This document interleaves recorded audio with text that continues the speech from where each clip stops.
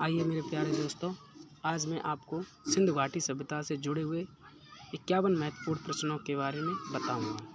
सबसे पहले वो 51 महत्वपूर्ण जो क्वेश्चन हैं वो आपके बहुविकल्पी प्रश्न हैं। अच्छा, बहुविकल्पी प्रश्न पढ़ने से पहले हम थोड़ा इसका विस्तार में ज्ञान प्राप्त कर लेते हैं। तो देखिए इसका क्या है। सिंधु घाटी सभ्यता, आज मैं आपको सिंधु घाटी की सभ्यता के बारे में बताने जा रहा हूँ। सिंधु घाटी सभ्यता विश्व की प्राचीन नदी घाटी सभ्यताओं में से एक प्रमुख सभ्यता है। इसे प्राचीन नदी घाटी सभ्यता के नाम से भी जाना गया है। ये क्वेश्चन आता है लेकिन बहुत रेयरली आता है। ब्रिटिश पत्रिका नेचर में प्रकाशित शोध के अनुसार यह सभ्यता कम से कम 8000 पुरानी है। ये क्वेश्चन बहुत अच्छा है। कोई ये किसी एग्ज़ाम में ये पूछ लिया जाए कि यह सभ्यता कितनी पुरानी है, तो यहाँ से हमें प्रश्न का उत्तर मिलता है कि यह सभ्यता लगभग 8000 पुरानी सभ्यता है। इस सभ्यता को एक नाम से जाना जाता है, किस नाम से? हड़प्पा सभ्यता, और सिंधु सरस्वती सभ्यता के नाम से भी जाना जाता है। इसका विकास सिंधु और घग्गर को ही यानी कि हकड़ा, यानी प्राचीन हकड़ा जो घग्गर एक था और उसका दूसरा नाम हकड़ा है, और इस नाम को तो आपने सुना ही होगा सरस्वती नदी के बारे में। तो प्राचीन सरस्वती नदी के किनारे हुआ था। इसके मुख्य केंद्र क्या हैं? मुख्य केंद्रों के बारे में एक बार हम नज़र डाल लेते हैं। इसमें मुख्य केंद्र हैं आपके मोहनजोदाड़ो, कालीबंगा, लोथल, धौलावीरा, राखीगढ़ और हड़प्पा। इसमें मोहनजोदाड़ो जो है वो एक इसका बहुत हाईलाइट केंद्र माना जा सकता है। इससे जुड़े हुए बहुत ज़्यादा प्रश्न पूछे जाते हैं। इसके प्रमुख केंद्र थे। दिसंबर 2014 में निर्दाना को अब तक का खोजा गया सिंधु घाटी सभ्यता का सबसे प्राचीन नगर माना गया है। ब्रिटिश काल में हुई खुदाई के आधार पर पुरातत्वविदा और इतिहासकारों का अनुमान है। इतिहासकार मतलब जो इतिहास की विश्लेषण करते हैं, जो इतिहासकार के इतिहास को यानी कि अनुमान करते हैं, ऐसे मान के लिए चलिए जैसे हमारे विज्ञान के साइंटिस्ट होते हैं तो वो विज्ञान के बारे में हमें जानकारी देते हैं। तो जो इतिहास के बारे में जानकारी देते हैं तो इन्हें हम इतिहासकार बोलते हैं, ठीक है। तो इतिहासकारों का अनुमान है, भाई इतिहास में तो अनुमान ही लगाया जा सकता है, वो तो हिस्ट्री है कि यह अत्यंत विकसित सभ्यता थी। उन्होंने ये अनुमान लगाया कि ये जो सभ्यता थी, जो बीते हुए समय में एक सभ्यता आई थी, मतलब ये सभ्यता रही है हड़प्पा सभ्यता, ये बहुत विकसित सभ्यता बताई गई है।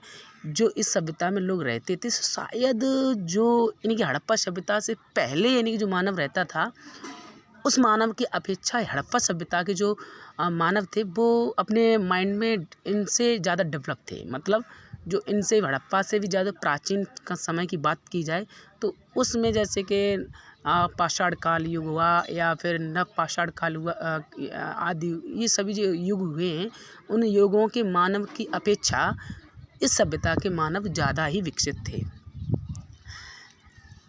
विकसित हुआ करते सभ्यता थी ये। और ये शहर अनेक बार बसे और उजड़े। ये शहर जो हैं कई एक बार बसे भी हैं और उजड़े भी हैं। हमें यहाँ से अनुमान क्या, ये हमारे इतिहास में लिखा हुआ है कि भारत में जैसे भारत में क्या पूरे विश्व में ही कई एक शहर बसे हैं और जो प्राकृतिक आपदाओं के कारण वो शहर हमेशा के लिए नष्ट हो गए। जिसमें मोहनजोदाड़ो है या हड़प्पा सभ्यता है, इसका नष्ट होने का मुख्य कारण था वो बाढ़ का आना। ये बाढ़ वगैरह आई तो पूरे शहर के शहर ख़त्म हो गए। जैसे आप देखना चाहो तो इसके बारे में थोड़े आकलन कर सकते हो। एक मूवी है मोहनजोदाड़ो, जो ऋतिक रोशन की बनाई हुई मूवी है, उसमें मोहनजोदाड़ो के बारे में बताया गया है, वो आप देख सकते हैं, ठीक है। इस सभ्यता की सबसे विशेष बात थी यहाँ की विकसित नगर निर्माण योजना। यहाँ के जो लोग थे वो अपने नगर का निर्माण योजना यानी कि घर जो है इनके गलियों की तरफ खुलते थे, जो ग्रिड पद्धति अपनाई गई है। तो ये नगर निर्माण योजना इसकी सबसे यानी कि अहम बात थी। हड़प्पा तथा मोहनजोदाड़ो दोनों नगरों के अपने दुर्ग थे जहाँ शासक वर्ग का परिवार रहता था। इन दोनों जैसे कि बात की जाए मोहनजोदाड़ो, मैंने कहा नहीं मोहनजोदाड़ो एक हाईलाइट पॉइंट है इसका।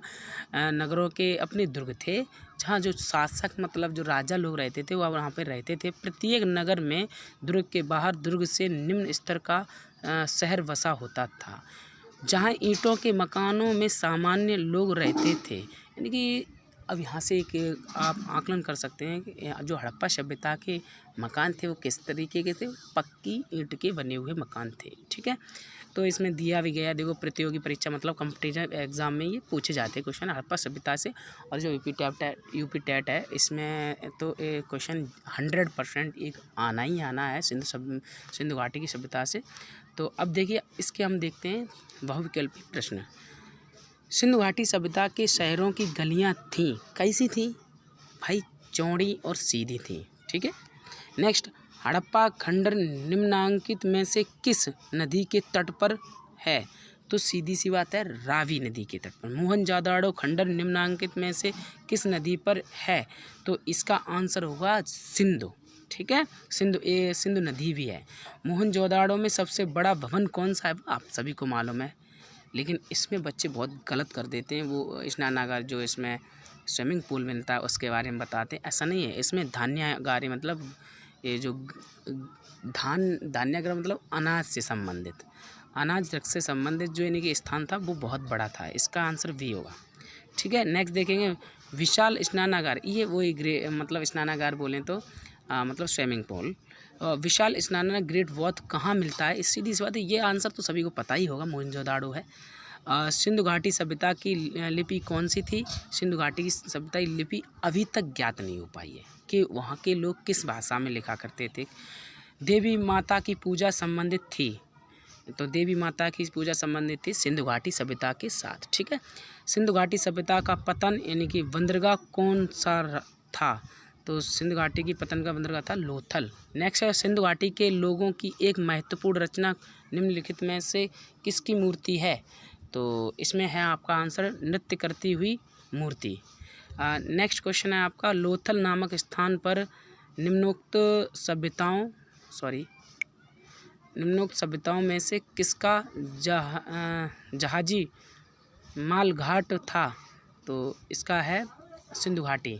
मोहनजोदड़ो में सबसे बड़ी इमारत कौन सी है, तो बड़ी इमारत वही आ जाई अनाज वाली मैंने बताई है, तो वहाँ पे यानी कि धान्यागार बता रहा था, तो इसे यहाँ पे क्या किया है, क्वेश्चन वही है, बस यानी कि लैंग्वेज परिवर्तन कर दी। यहाँ पे ग्रेट ग्रीनरी है, वो ग्रेट ग्रीनरी मतलब इंग्लिश वर्ड है, बच्चों घुमाने के लिए किया गया, कुछ नहीं बच्चों आराम से कर सकते हो, वही क्वेश्चन है हमारा। सिंधु अर्थव्यवस्था की ताकत थी कृषि, वो लोग सबसे ज़्यादा कृषि करते थे। सिंधु घाटी सभ्यता के लोग किस की पूजा करते थे, तो ये सीधे सा आंसर है पशुपति। ठीक है, हड़प्पा टीले का सर्वप्रथम उल्लेख किसके द्वारा किया गया, चार्ल्स मैसन द्वारा। मोहनजोदड़ो का उत्खनन कब हुआ, ये बहुत ज़्यादा प्रश्न पूछा जाता है, 1922।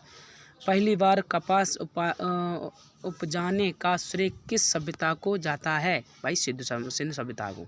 सिंधु सभ्यता के लोग किस वस्तु से अपरिचित थे, तो वो लोग थे लोहा से अपरिचित। सिंधु घाटी सभ्यता में तराजू कहाँ से पाया गया, लोथल से। सिंधु घाटी सभ्यता के लोगों का मुख्य भोजन क्या था, गेहूँ और जौ।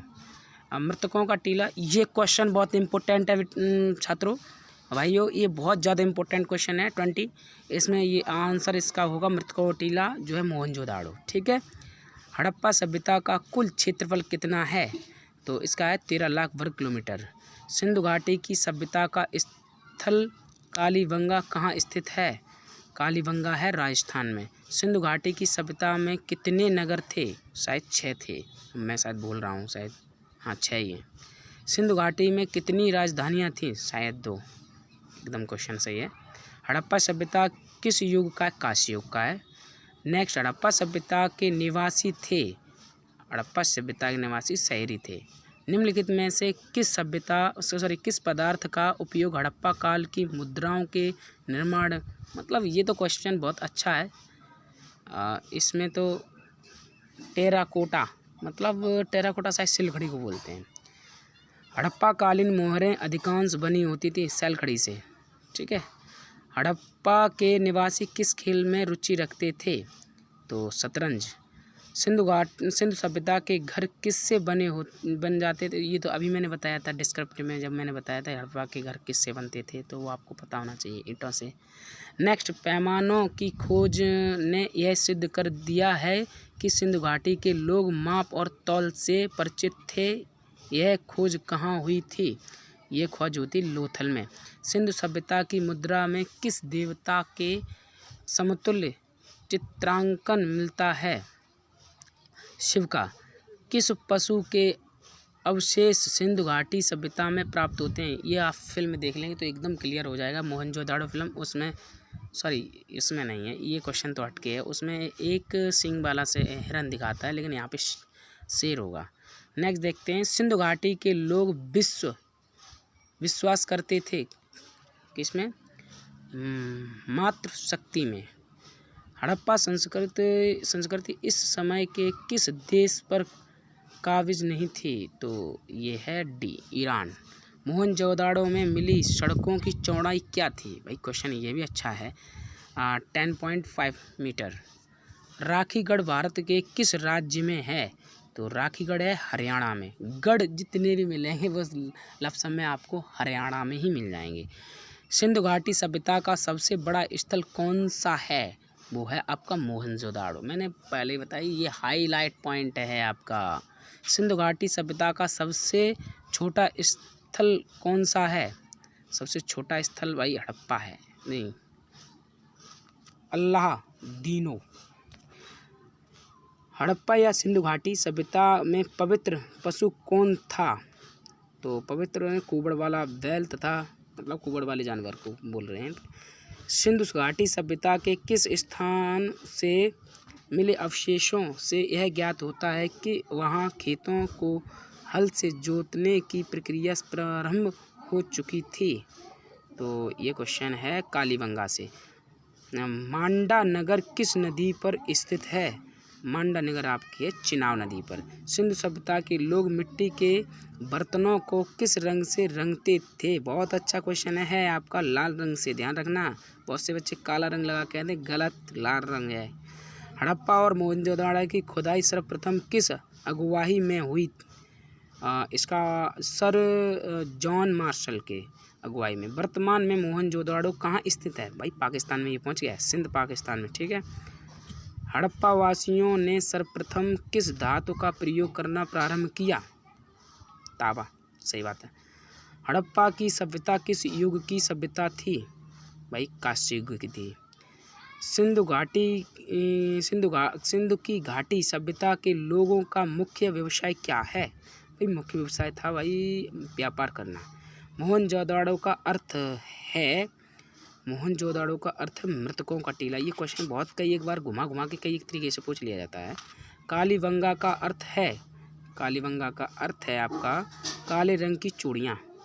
और हड़प्पा सभ्यता के किस नगर को सिंध का वाघ कहा जाता है? मोहनजोदाड़ो को, ठीक है। तो ये सभी आपके क्वेश्चन थे। आशा करता हूँ ये आपको सभी को अच्छे लगे होंगे। और मेरा तो मानना ये है कि मैं ये वीडियो इसलिए बना रहा हूँ ताकि अपनी भी तैयारी कर रहा हूँ, और आप लोग मेरे चैनल को अगर सब्सक्राइब कर लेंगे तो प्रत्येक दिन एक नोटिफिकेशन पहुँचता रहेगा कि ये वीडियो देख लीजिए। अगर आप देखेंगे नहीं, अगर इन्हें सुन ही भी लेंगे, तो मेरा मानना है कि इसमें मैंने 51 क्वेश्चन क्लियर किए हैं। 51 में आपको 10 क्वेश्चन तो लफ्ज़ में याद हो ही जाएंगे। तो ये सिर्फ सुनने मात्र है, और मेरी सिर्फ एक बार वीडियो बनाने मात्र है। तो ना तो सुनने में कोई यानी कि घाटा है मेरा, और ना ही मुझे इस वीडियो को बनाने में मुझे कोई यानी प्रॉब्लम हो रही है। तो अगर आप मेरे चैनल को सब्सक्राइब कर लेंगे तो आपको मैं प्रत्येक दिन लूसेंट की किताब आप रख लीजिए छोटी वाली, प्रत्येक दिन मैं उससे एक चैप्टर क्लियर करूँगा, और उस चैप्टर के जो बहुविकल्पी क्वेश्चन होंगे वो मैं प्रत्येक दिन शेयर करूँगा, ताकि आपके पास प्रत्येक दिन एक वीडियो पहुँचती रहे। तो आपके लगभग 10 क्वेश्चन में डेली क्लियर हुए तो आप 365 दिन में कितने क्वेश्चन क्लियर कर लेंगे आप अच्छे से आकलन कर सकते हैं, और शायद आपका कहीं सिलेक्शन हो गया तो बहुत अच्छी बात है। धन्यवाद।